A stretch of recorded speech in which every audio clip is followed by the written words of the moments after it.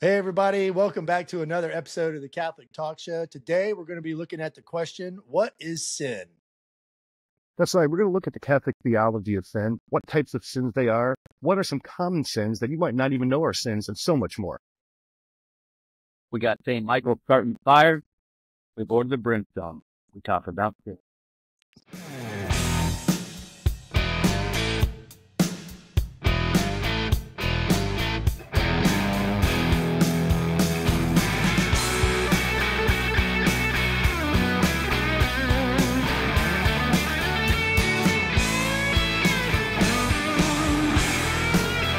All right, as you guys can see, we have Father Mac Hill with us. Father Mac, welcome back to the show. Good to be with you guys. Yeah. So this is a great topic. It's very broad. Ryan, why don't you give everybody sort of some framework we're going to be using to examine this very common theology in the church? That's right. So I think one of the things that people have the most questions about is, what is even a sin? Look, if our life in the church, if our life in trying to get closer to God is trying to avoid sin or even the near occasion of sin, what are we even trying to avoid? What causes sin? Why do we sin?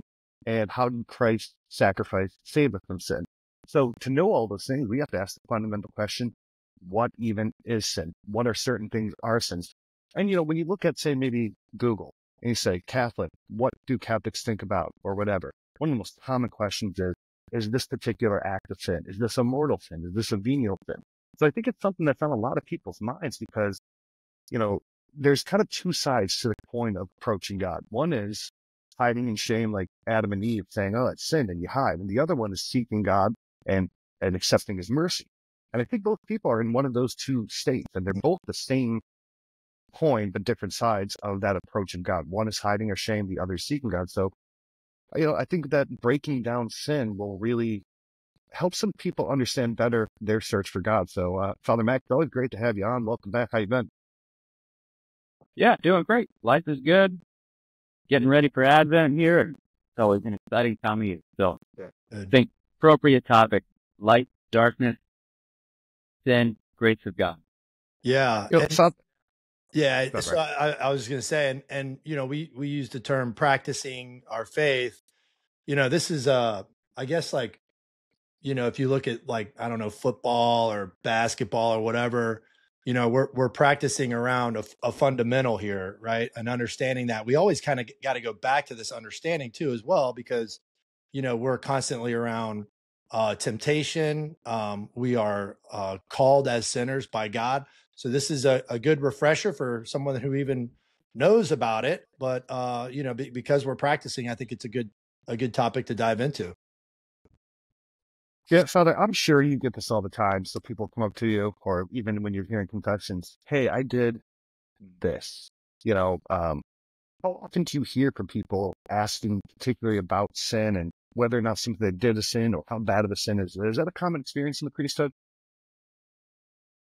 Yeah, I'd say it's most days, different contexts. I mean, one of the ones that always makes me laugh is when I'm with my kids at the high school or the grade school. It's probably by about third grade that kids start thinking about, like, how far can I go down this path till it's a sin? Right. Especially the kids in high school. They're in a relationship in particular, like, how far can we go until it's a sin? Right? Until we cross the sin line. And then, of course, when confessing, people wondering, is venial, is it mortal? But a lot of it in that framework, like, how far can I go? And how long is my leash here? And what do you typically or generally respond to in that? Is it a case by case, or is there a canned response you can give everybody? Well, yeah. So, well, how about we just get out of that framework of mind completely? Like, how far can I go? Yeah. Because it's like a whole distorted view of sin in the first place, if that's the first question. Yeah. Then it's like, okay, God assigned me this length of leash and I can go anywhere I want in this leash. Yeah, that becomes kind of like a legalism. It's still like, saying, well, I'm chained. I'm not free. Oh, that's a good concept. Yeah, I mean, I feel like it gets into like a legalism saying, I could push it up to this line, even if my intents are to push it to the line, my intents are nefarious, there's a legal line that if I cross it, I'm still okay. And I think if you sin in your heart, you sin in action, you sin in deed. So I want to read this real quick. And I think this is an important thing to start this off with is I'm going to look at the catechism, and they have the definition of sin in the Catechism of the Catholic Church, numbers 1849 to 1850. I'll read. So, sin is an offense against reason, truth, and right conscience. It is a failure in genuine love for God and neighbor caused by perverse attachment to certain goods. It wounds the nature of man and injures human solidarity. It has been defined as an utterance, a deed, or a desire contrary to eternal law. Sin is an offense against God. Against you alone have I sinned and done that which is evil in your sight. Sin sets itself against God's love for us and turns our hearts away from it. Like the first sin, it is disobedience, a revolt against God through the will to become like God's, knowing and determining good and evil. Sin is thus love of oneself even to the contempt of God. In this proud self-exaltation, sin is diametrically opposed to the obedience of Jesus, which sees our salvation.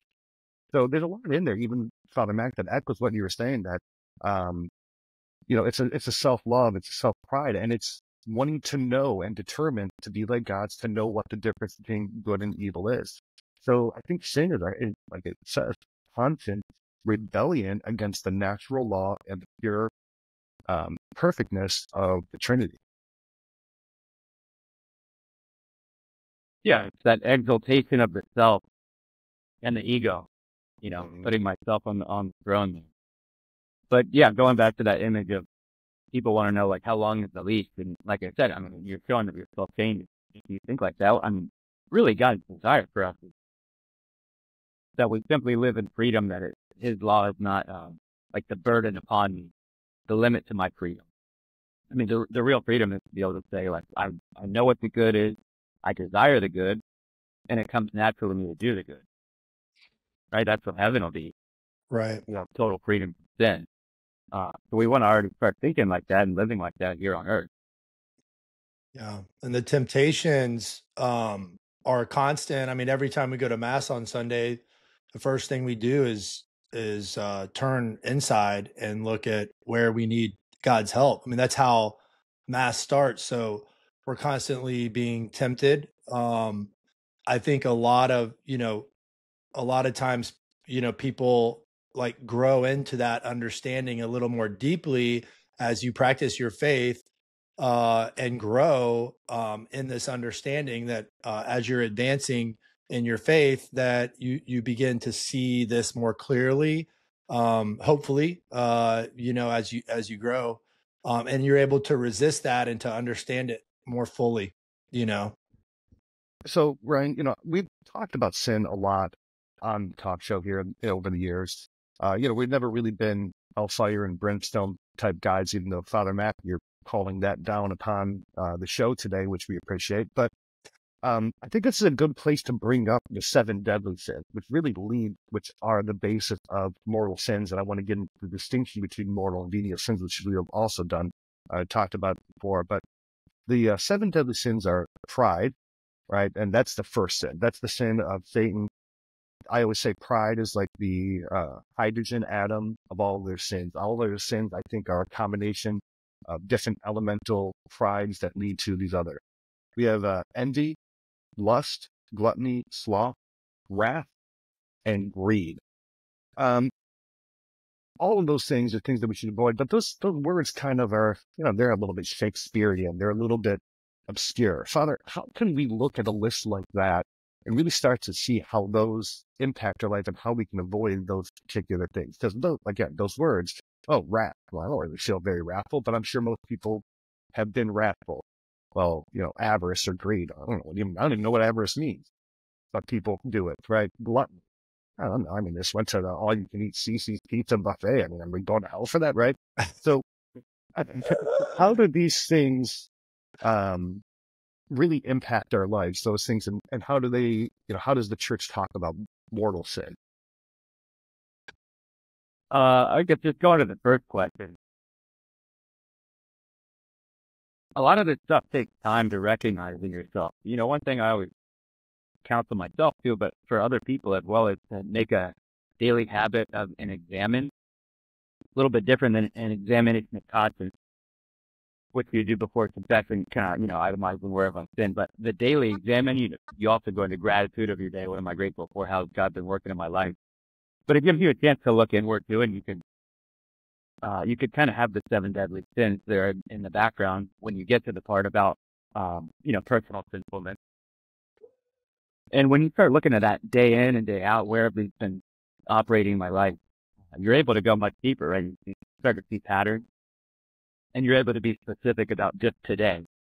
Let's say if it's before confessing, let's say you go to confession every couple months or whatever. Well, you're looking pretty broadly there. Okay, where have I been wrathful? Oh, I lost my temper once towards my wife. But then you might forget the other 10 times. Mm-hmm. So I think that daily repetition of that, you're able to go deeper, like I said, but also see the pattern. Oh, when this happens, this is consistently my reaction. You're able to root it out of your life a little bit more. And you're able to see just how deeply ingrained some of these things are within. Yeah, I think you brought up a really good point. Is a lot of times, especially like in Western culture, we look at the objective sin and did I sin or what, and what the church sort of guides the human soul into is the journey between the head and the heart, where you understand what they are, but you also seek that time at night to try to understand what causes it.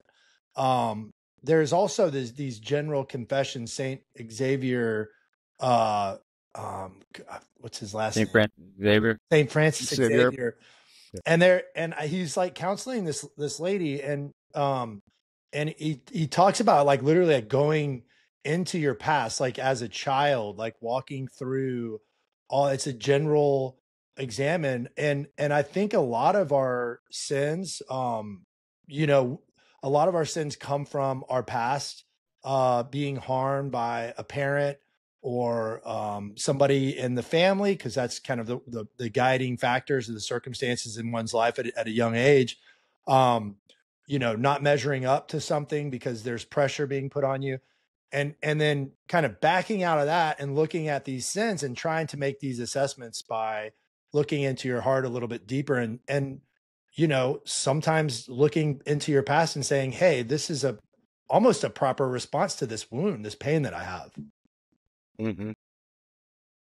I'm glad you brought up the examines. That's a really powerful practice that people can incorporate into their lives. And I'm going to read this one. So this one is adapted from St. Ignatius in his spiritual exercises. And I don't know if this is the same one that you do, Father Mac, but there's a 5-step daily examine that St. Ignatius practiced. So the first step is become aware of God's presence. Really meditate, focus, lean into that. Know that God is around. Know that God is there. God is merciful. God is just. God is right. Review the day with gratitude, right? Thank God for everything that He's given you, challenges, struggles, obstacles, blessings, right? Number 3, pay attention to your emotions. I think your emotions are a good bellwether as to your conscience is there for a reason. It's not just something that you drag around like a millstone because it's tied to you. Your conscience is there as just like a fever tells you you're sick. Your conscience can tell you that you're spiritually unwell. 4, choose one feature from the day and pray from it, right? So figure out something that happened and really enter into that. We can't fix everything at once. Sometimes you fix things one brick at a time. Sometimes you increase your spiritual life one prayer at a time, one devotion at a time, or turn away from sin one sin at a time. And then 5, look forward to tomorrow. So this is coming from St. Ignatius. Now, our sponsor, Hallow, they have full examines program within their app. So if you go to catholictalkshow.com/Hallow, you can download the app for free, get 90 days free. And they have 5, 10, and 15-minute daily examines guided to help you go through this practice. So that's something I would definitely recommend people use that app for. One of the many great features of Hallow there. So, Father Mac, is that kind of similar to the daily examine you do? Yeah, I simplified a little bit, really did 3 steps. Gratitude, kind of run through my day. What am I most grateful for today? And then I sort of start when I woke up to when I'm going to bed, all the things I'm grateful for. Combine that one with, I guess it would be step 4 of what we said, like speaking to God about one thing that happened. So whatever I'm like, most grateful for that day, I usually just have a kind of a heart-to-heart conversation with the Lord. What are you showing me? What did you do to make that happen? I'm always drawn to like the intricacies that God goes to make something happen. Other things that describe it. Then I go into forgiveness. What do I need to ask forgiveness from you for? Like where have I sinned? But also who do I need to forgive? I think, just even insignificant things, obviously the big things that happen in the day, we got to forgive. Mm-hmm. Well, like I said earlier in the episode, and Brian, you can jump in on this too with some of the ones that come to your mind, but in preparing, I went into Google and I wanted to see what people were searching for, what is bothering people, what they're unsure of. So I pulled a list of most commonly asked Google searches of if Catholics believe it is a sin to do. So, Father, can I go through with you real quickly and just to see your quick thoughts on those, and maybe you can give some clarity, because obviously this is what people are asking about. And this is what people don't know. So, yeah, I'm very curious to hear this one. That was a good Google. And Google, Google's a good bellwether for what people are thinking, because a lot of times they're not going to come up to you, Father, and say, is it a sin to pretend that I drive a stick shift because when I'm on a hill, I put it in neutral, roll back? Like, what, dude? No, that's probably on their mind, right? So, here's the first one. Catholic, is it a sin to work on Sunday? Wait, are you going through the whole list? Or you want me to weigh in one by one? I'm going to go through them one at a time, Father. So, is it a sin to work on Sunday? I'm going to guess that with all the on the list, it's going to be like not necessarily. Mm-hmm. Yeah. It depends, right? That's probably why they're so Googled. Yeah. By the way, can you all still hear me well? My headphones died. Yeah, you can hear you. Yeah. Okay. Okay, here, we'll cut back here, and then we'll start this again. So, I'll put up an image. All right, so, all right, ready? I'm going to cut here. All right, so Father, if you're ready here, I'm going to read these to you one at a time, and I want to get your thoughts on these and see what you would respond if someone were asking you these same things that people are asking Google. So, is it a sin to work on Sunday? It depends. Okay. Probably the answer to all of them, or but at least most of them on the list. I mean, let's start with the ideal. So, third commandment: honor the Sabbath. What's the absolute ideal of honoring the Sabbath day? Of course, going to Mass, fulfilling our Sunday obligation, offering right and praiseworthy worship to God, because that's what we're made for. Mm-hmm. And then the ideal would be, in addition to Sunday Mass, that I'm able to honor the Sabbath day by resting, having like good holy leisure, spending time with family and friends, even doing good charitable work. That's actually part of resting, is when we do good charitable work. So, okay, if that's the ideal, then we have to look at the less than ideal situation. If you're in a situation where it's unavoidable that part of your job is working on Sunday, I mean, specifically of like the medical field, things like that, where people still get sick on Sunday, obviously, you're going to have to work. I mean, there's plenty of other jobs where, like, to keep your job, you kind of have to be a team player there, and if they're open on Sunday, to be there. One thing I counsel people to do is at least ask your supervisor, whoever makes your schedule, if you could be off on Sunday. A lot of people, like, I don't know if they're scared to or don't realize, but you can at least ask. The worst they can do is say no. Mm-hmm. If they say yes, okay, great. You just have your ideal Sabbath day. So, but yeah, then if it goes that it's unavoidable and, you got to work to keep your job or things of your own schedule only line up, that's the day you can work. I mean, we were talking before the show, right? The quote of Jesus, man was or sorry, the Sabbath was made for man, not man for the Sabbath. So God doesn't want to be a legalist with us, and there are legitimate situations where we need to work on Sunday. Okay. For students, I think the norm, at least for most of my students, is that they have all their fun on Saturday and save all their work for Sunday. I tell them that's not the idea, right? The Lord wants us to have Sunday as a day of rest, leisure, time with your family. So when you prioritize Sunday and you make it the high point of your week, I mean, you're showing the Lord you are number one in my life. Right? We got to orient our day around the Lord, but also orient our week around the Lord. Yeah, I like what you said there, that it depends, and there's a lot of nuance there. Like, for example, unavoidable work, right? Or necessity for work, or things that come up. So I think that's a good point, that a lot of these are going to come down to a nuance or an it depends type statement. And also, I think too, is like the awareness as well. I think a lot of people work on Sundays and they're like, well, I just got to do it. But they're not aware of this, commandment and why it's good for us. I think a lot of times we focus on the negative instead of the positive when it's related to questions about sin, and seeking that good, seeking that greater good that God is offering to us to rest with him. Mm-hmm.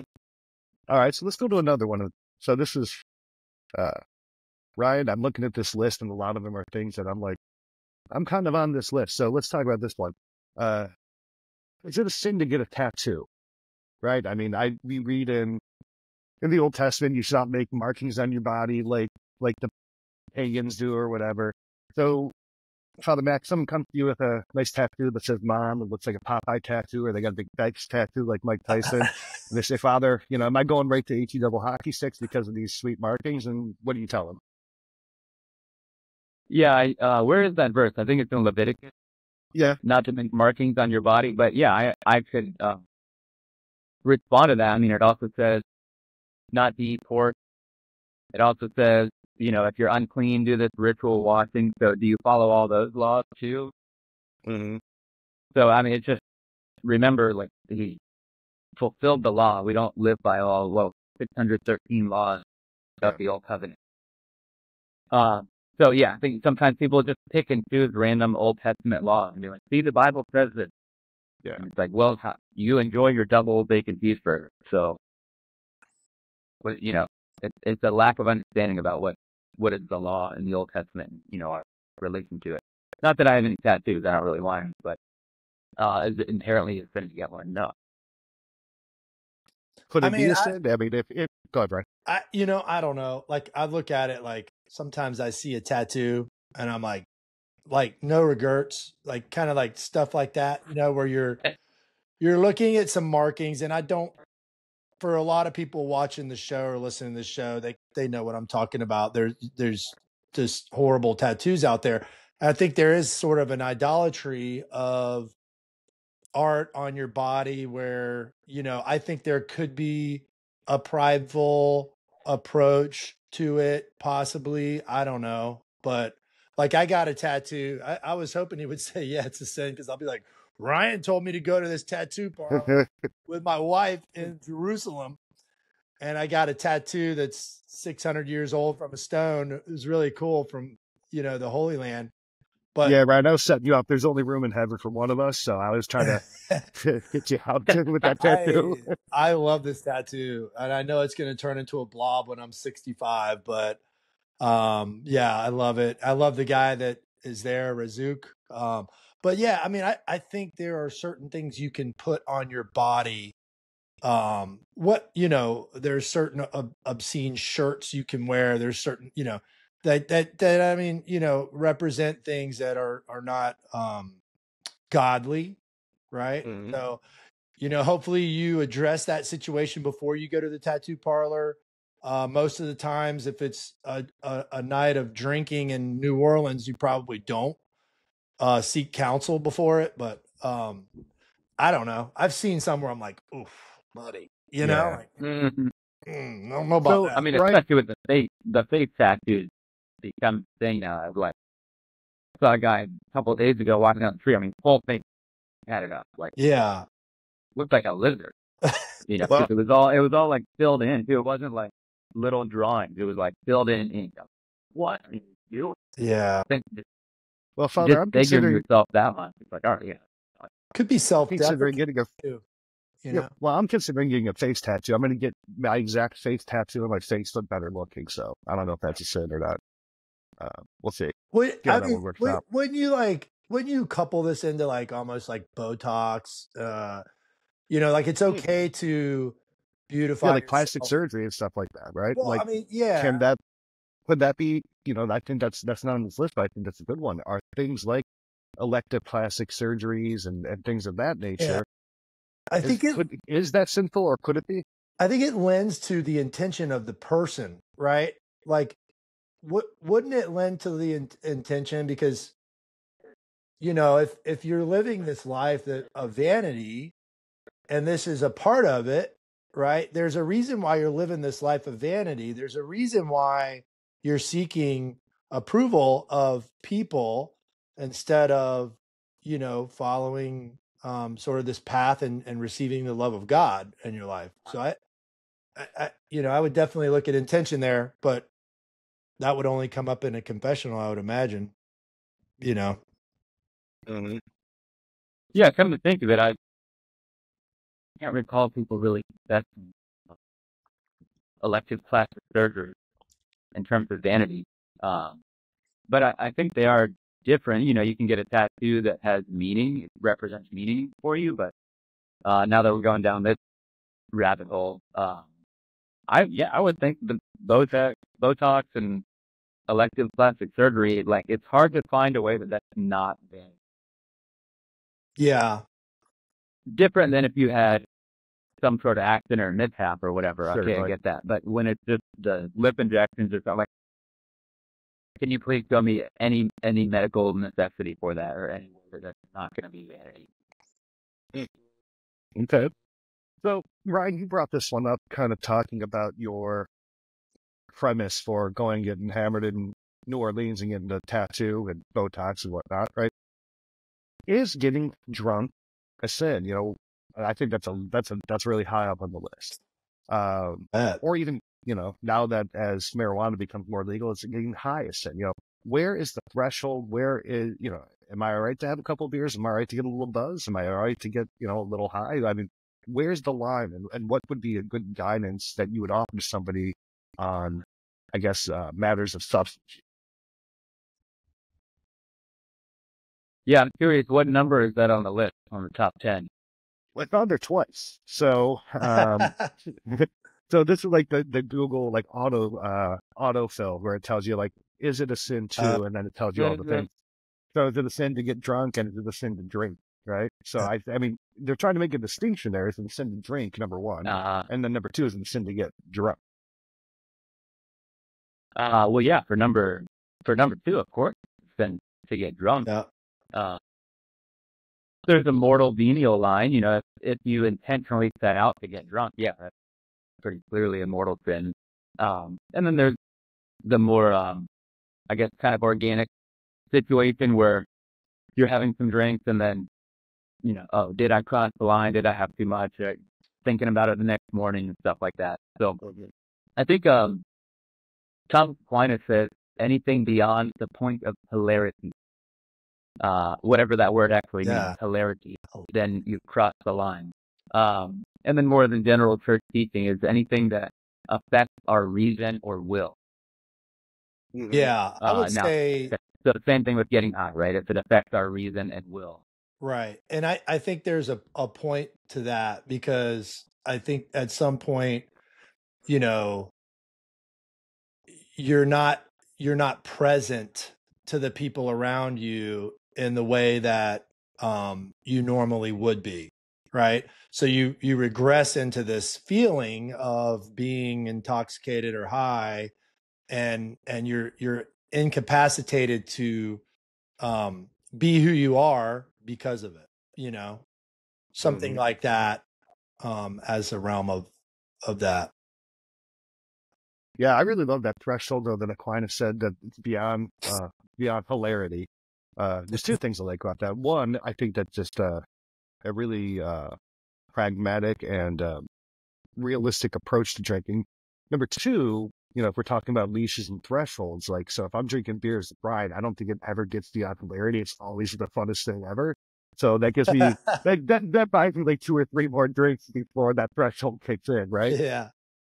My grandpa always used to say, I love this thing. So, he would ask me to go and have a beer with him at the VFW at 90 years old.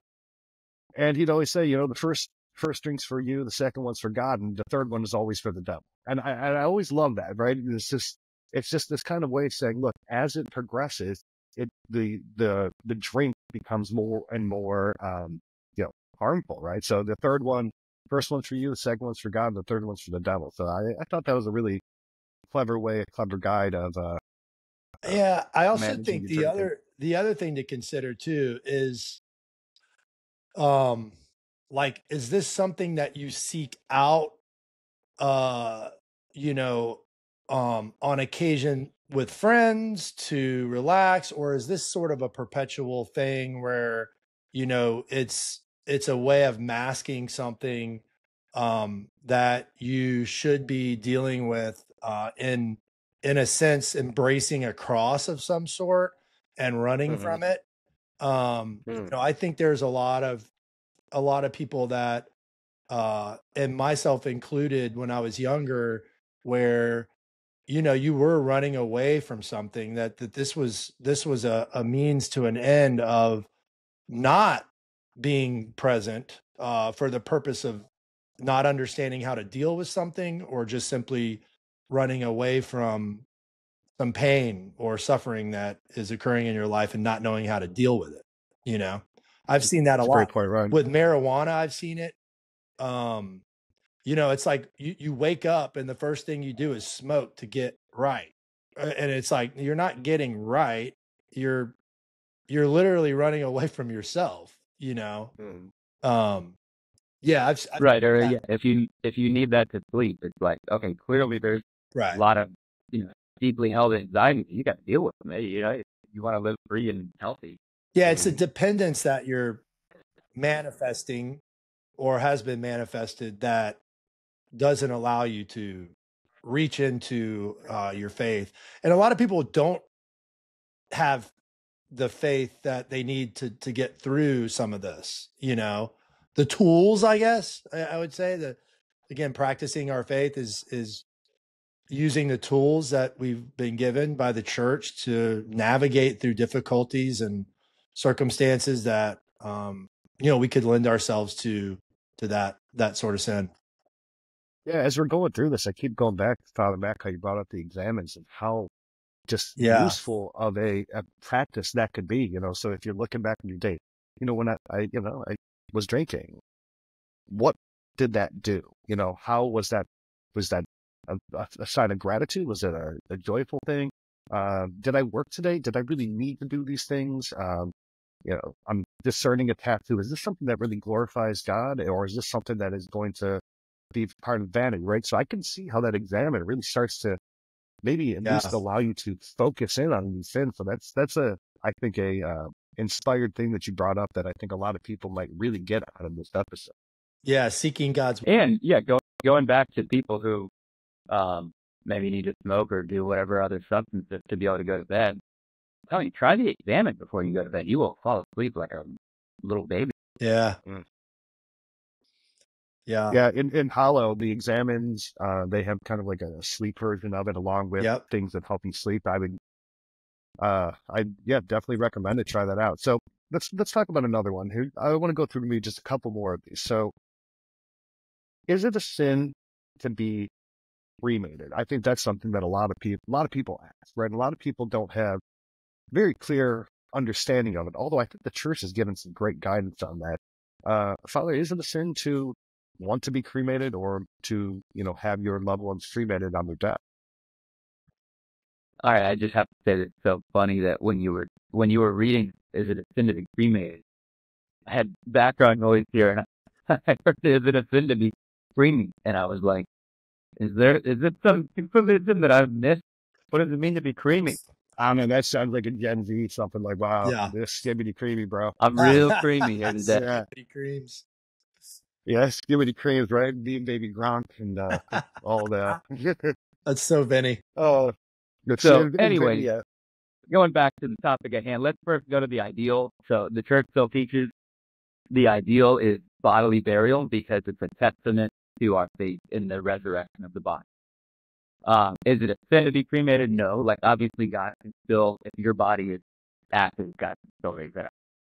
I mean, God, He created the universe out of nothing. I think He can figure out where your body is and raise your body. Good. Where it would become sinful is when we scatter the ashes, do things like that. So we still have to treat the ashes as if it were a body. So what would you do with somebody's body? You bury it. Of course, same thing with the ash. Yeah. Bury it in holy ground. So either at the cemetery in the ground or in, they call it columbarium, mausoleum, one of those. And that's really your only option. So why are the other things a sin? Well, it goes back to even pagan practices. Sort of this notion of I'm returning to the earth, becoming one with the earth, one with the universe, that kind of thing. And you totally see a research of it, kind of in the New Age spirituality or mindset. I think they even offer so you can be either cremated or buried, but in planter, and you become the tree. Ooh. Things like that. So it's sort of this pantheism, right? I'm becoming one with the universe. So the church has been careful to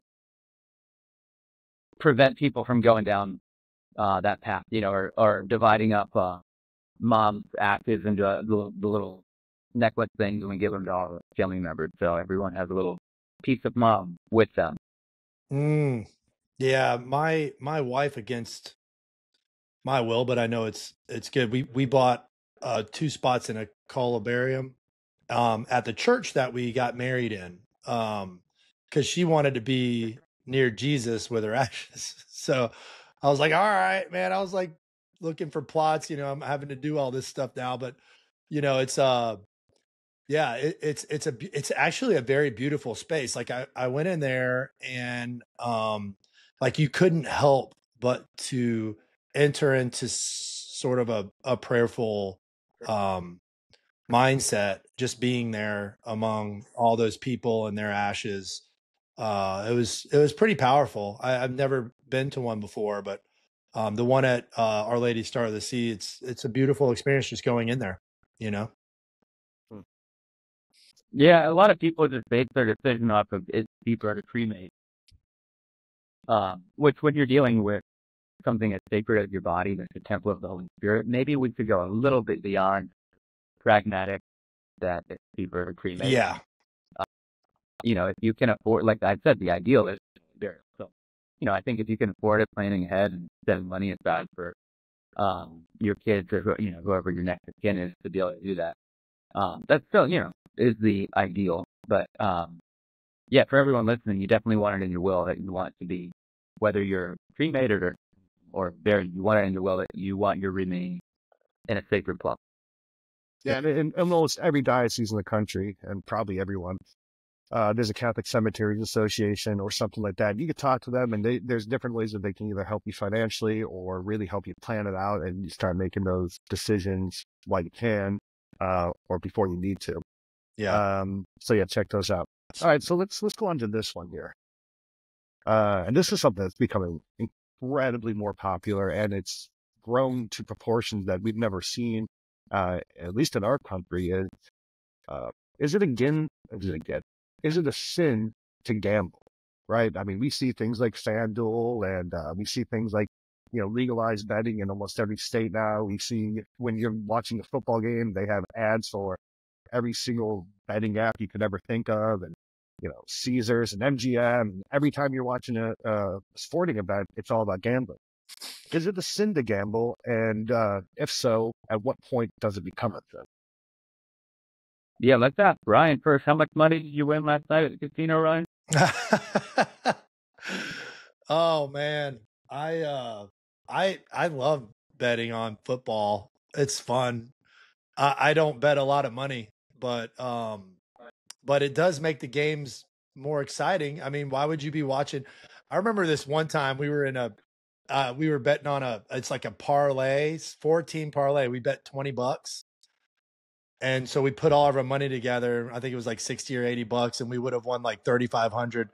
And so we're in a bar and we're watching this game, and we're going for a tie, and the guy kicks a field goal and he gets a tie, and we're going crazy. Like, it's just like, oh my gosh, this is it's gonna go into overtime, and everybody's like staring at us like, what are they looking at?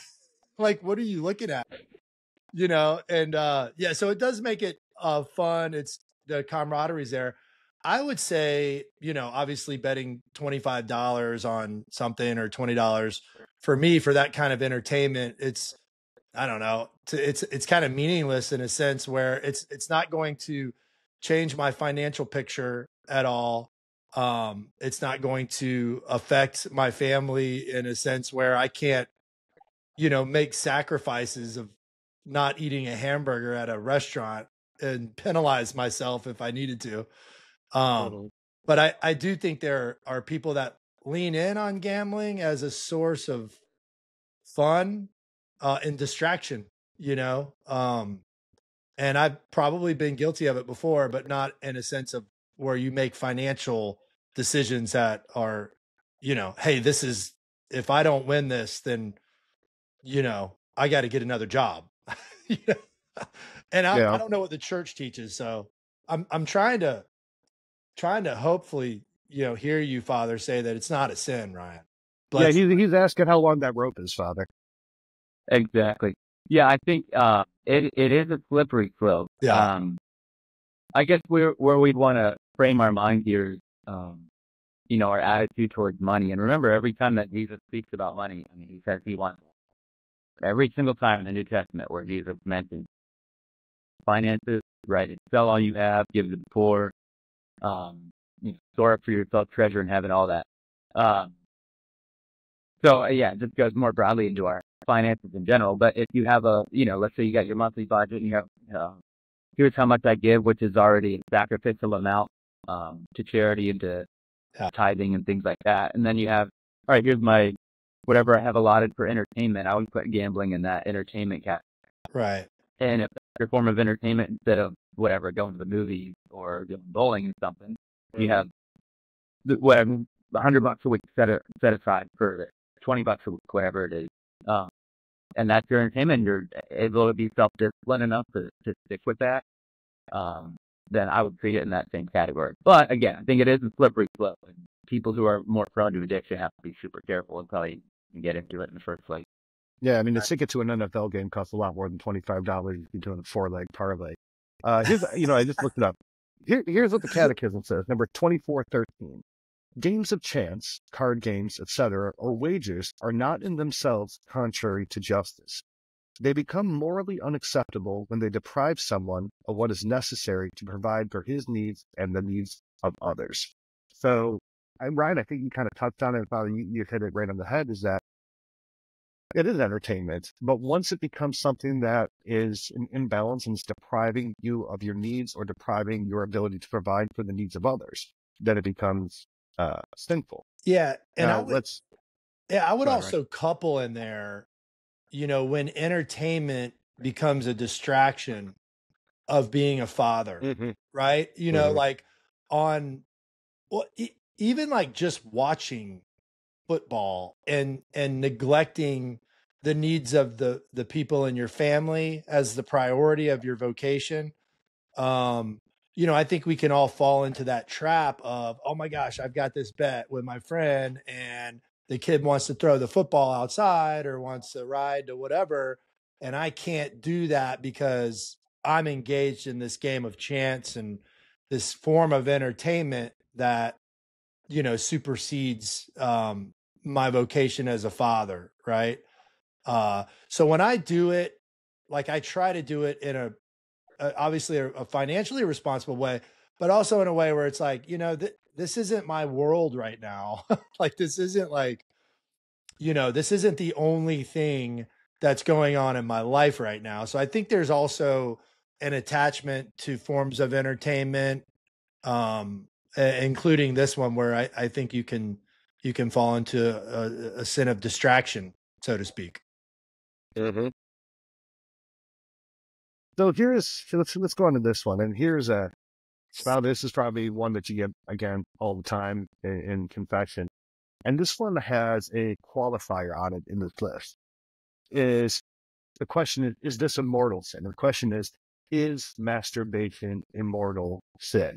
This is probably, top of the list for a lot of Google searches, just looking at the over-sexualization of modern culture and, all the statistics of pornography and masturbation addiction. So how do you answer that question when someone comes to you with that? Because I'm sure that's a incredibly common and mundane thing that you hear in confession every day. Yeah, exactly. People do ask that a lot. So I always walk people through the 3 markers of a mortal sin when it's been mortal or not. So number 1 is at a grave matter. And that's where you're especially breaking one of the commandments. So this would fall under grave matter in the 6th commandment. Number 2, did you freely choose to do it? And then number 3, did you know you have sufficient knowledge that's wrong? I generally lean to yes, it is. The qualifier there is that second one. Were you free to do it? When you're dealing with an addiction, which that can be, then of course, there's some gray area there. I just cautious about telling somebody like who's really struggling with it, like, hey, you're not that free, so it might not be that mortal for you, because you also have to be careful. Like, I just gave you permission to like go do it, as much as you want, because you're an addict, and lessen your desire to like be free of that. Mm-hmm. So in terms of like God's judgment on somebody, like the Lord knows exactly just how free somebody was, how much knowledge they had, and all that kind of stuff.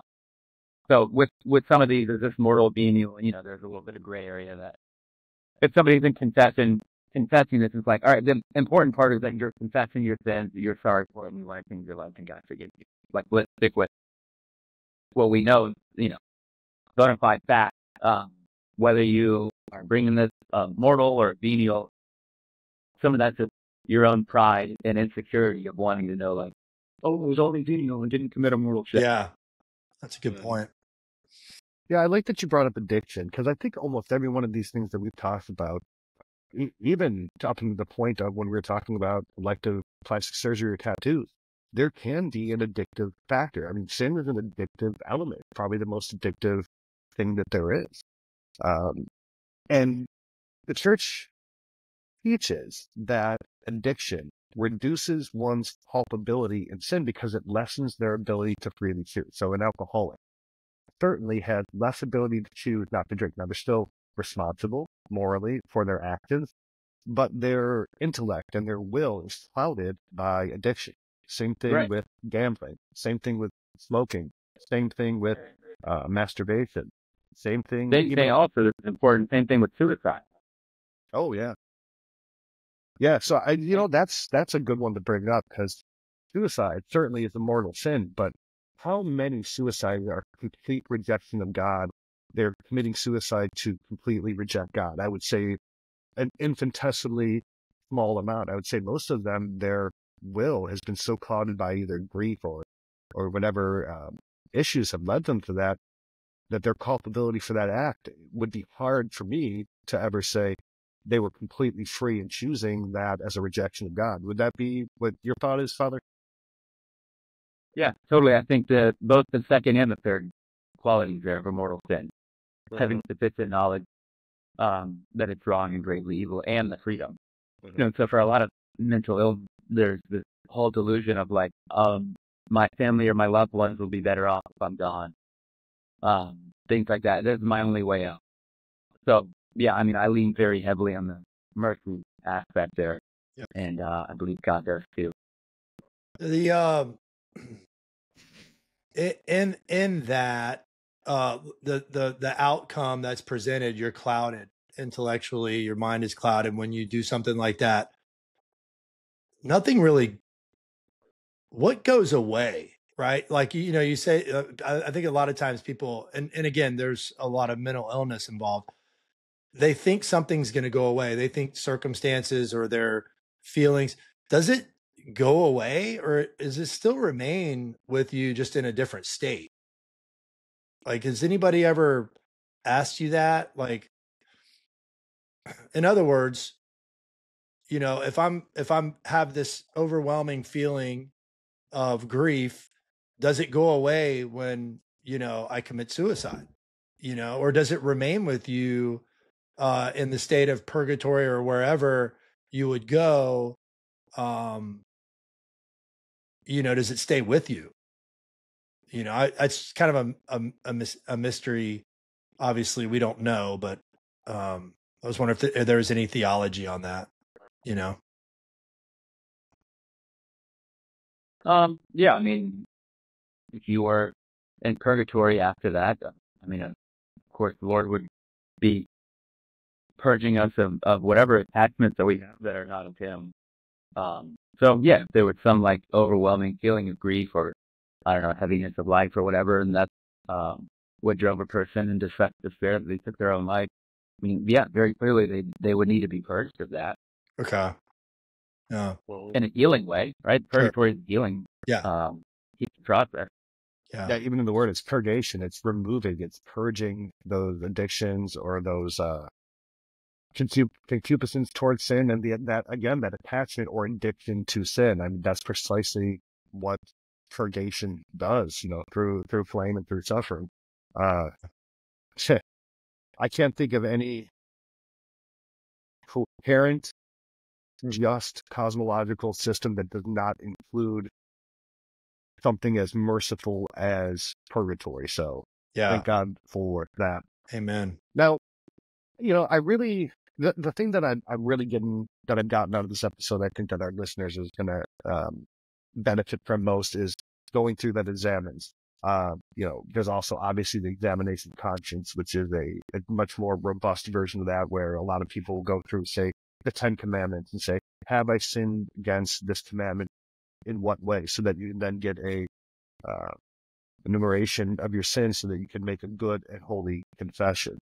But going back to that examines, like I said, that's something that you can get in the Hallow app where you can start to do that. And I want to mention them again. So if you go to CatholicTalkShow.com/Hallow, you can download Hallow 100% free and try it for 90 days, 3 full months. That's going to take you all the way from now, all the way into the new year, past Advent, past Christmas, and get you right up to Lent. It's a perfect time to get into this app, and because they got so much stuff going on. And it's, you know, obviously coming up on Christmas, which means we're in Advent. And Hallow always has really great challenges. So they're going to have their Pray 25 Advent challenge, and there's going to be all sorts of great Catholic prayer leaders guiding you through that. But then again, there'll be you know, sacred music, chant. There's things found there, like you mentioned, sleep aids, sleep stories, just to help you to fall asleep. So there's also things like guided rosaries, daily readings. There's the Bible of the year. There's Catechism of the year. They have a full examination of conscience on there. They have the examines. They have the Lectio Divina. They have so much on there. So if you've never tried the Hallow app, go and find out why it's the #1 prayer app in the entire world. Go to CatholicTalkShow.com/Hallow and try it out free. Now, I also want to say, take a real quick moment, say, look, if you're watching this and you like this content, please take a minute to click like, share, and subscribe. It is a really great way for you to help us reach more people, because that teaches all these algorithms saying that people are enjoying this and that other people might enjoy it too. So go ahead and take a second and do that. And finally, if you want to support this show in a more meaningful way, you can go to CatholicTalkShow.com/Patreon. And there you can see all the different ways that you could help contribute financially to continue this show going on. It's directly through your support that we're able to do this. And we're never asking for big contributions. We don't want you to go in and look at your 401k and what kind of, you know, plan giving you can give them. We're just talking about pocket change. Go in your car, scrape a couple coins together, throw them our ways and tips so that we can continue to produce the show. And then we got great things in gratitude. So we have things like, you know, Catholic Talk Show coffee mugs. We have Catholic Talk Show hoodies, which are great. We have t-shirts. We have rosaries. We have all different sorts of things that we can give you in our gratitude for you contributing to help continue the show. So again, CatholicTalkShow.com/Patreon. Father, is it a sin for somebody to not click like and subscribe when they're watching this? I am the opinion optimistically that it is, but I would like to hear your take on that. Just the worst of the worst mortal. The rejection of God. Yeah, absolutely. So I hope this answered a lot of people's questions about sin. Now, if you have any questions that we didn't address here, or maybe you've been struggling with, there's two things of advice that I'd give you. Go and talk to a priest like Father Matt. They're incredibly well versed on this. There's nothing you're going to say that's going to shock them. They've heard every sin under the sun. They've heard it a million times. They are trained on how to help you deal with this. This is what they've devoted their life to, is shepherding people. I mean, Father, that's kind of your job, right? You're a sin removal guy, right? Yeah, exactly. It's my favorite thing to do. Yeah. Yeah. The mercy of God, man. The mercy of God is endless. That's right. Yeah. So get to confession, talk to a priest. But, if you have some questions, go ahead and leave them in the comments. We'll see how many of those that we can help you answer. And if they're, maybe too big for the comment section, then we'll send you on your way to somebody a little bit more well qualified. Father Mac, it's always great to have you on the show. People really enjoy hearing from you. The episode that we did on your conversion stories, one of our most viewed episodes in years. People really, it really resonated with them. The humanity of your story, and how that led you to be such a close follower and a minister of Christ's mercy. So it's just wonderful to have you on. Yeah, thanks, guys. Good to be with you. Great, awesome. Well, thank you all, everybody, for joining us. We will see you next week.